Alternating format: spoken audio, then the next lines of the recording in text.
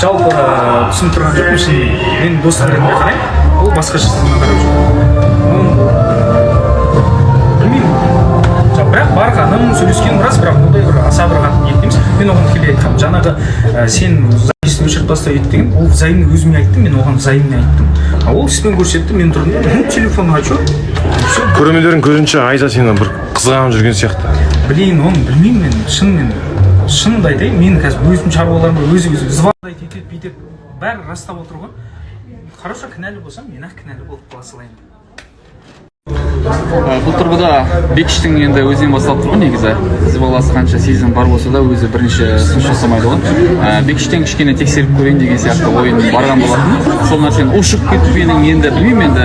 Ушығып кетсе ушығып кетті, мойындамаймын деген сияқты ой болды. Бірақ осылай талқыланып жатыр. Білмеймін енді соны немен аяқталатынын, бірақ тезірек бітсе екен осы 2-3 күн болды ғой уже.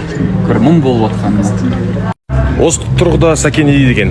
Бұл кәдімгі балабақша болып отырып, бір-біріне лақтырып отырып, бір ойыншық таласқандай болып отыр ғой.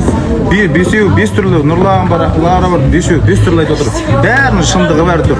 Бұл жақта куәші, шындықтың бәрі бір-бірлерінде кім мойындамай жатқанын білмеймін әйтеуір. Қыз жылап жатыр қазір мысалы, Айза.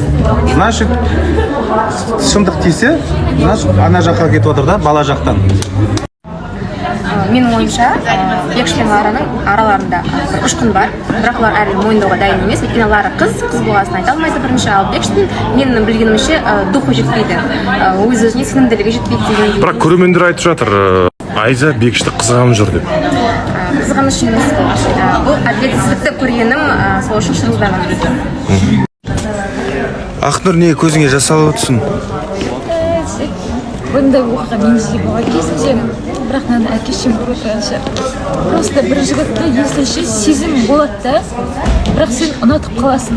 Потом уже сен, мен однолюбтердің қатарынан мен многолюб емес, мен бір-ақ адамды ғана ұнатамын да, сол кісіні ұнатып жүргеннен кейін ол кісі маған басқа қызы бар болып шықты да, оказывается, одан кейін мен ер адамға деген сенімсіздіктен айырылып қалдым. Ешкімге сенгім жоқ, ешкімге алданбадым. Ал Данияр, қармағыңды сендей лақтырып жүр екенсің ғой. Жоқ, лақтырып жүр. Қыздар өздерінің лақтырып. Саған қыздар қармағын лақтырып жүр. Жоқ, негізі былай ғой. Олай кішкене сырттап айтып жүр, ұнатады, не етеді деп ондай нәрсе. Саған жала жапты, яғни. Мен негізі әкесі адам ғой, өзім көрініп отырған адам. Все, түсінікті.